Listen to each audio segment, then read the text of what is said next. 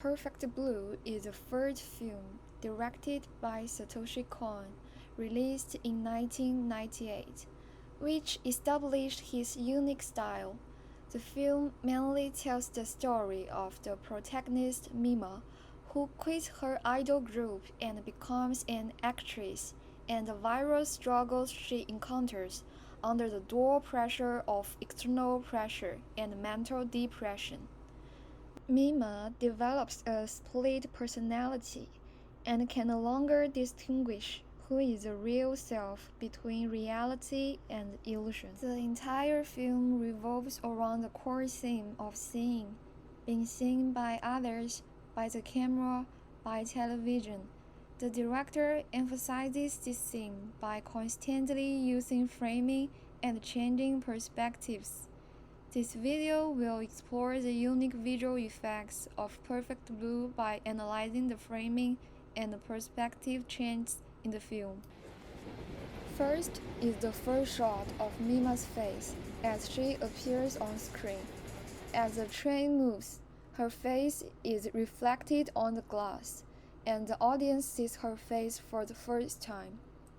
Mirrors can serve many purposes in film, and in this movie, reflections are heavily used. The shot of Mima looking at her own reflection in the train glass has a strong sense of scrutiny. The reflection in the mirror is symmetrical to the protagonist, and it foreshadows Mima's split personality later in the film. Since the first shot is a close-up, the scene then cuts to a panoramic view inside the train.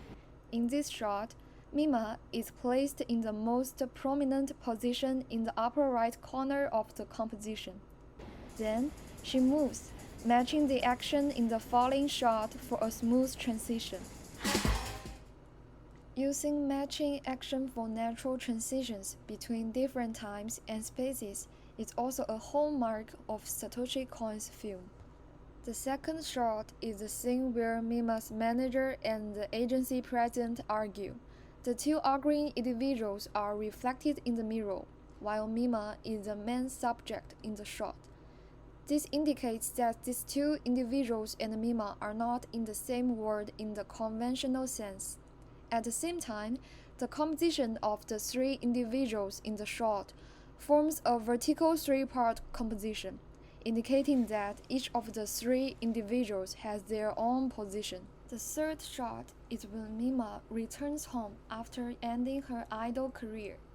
The dimly lit building and the bright background create a sharp contrast, indicating that Mima is moving away from her bright and warm past.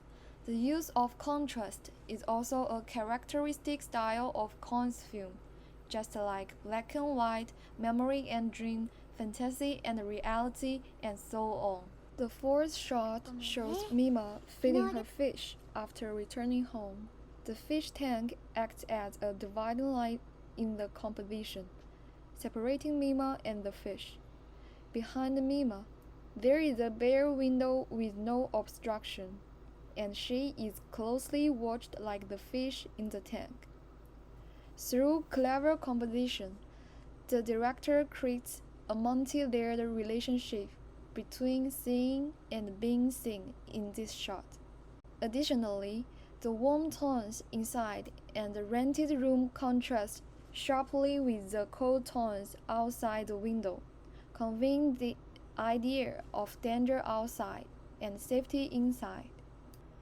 The fifth shot shows when Mima realizes she is being watched and turns her head to look outside the window.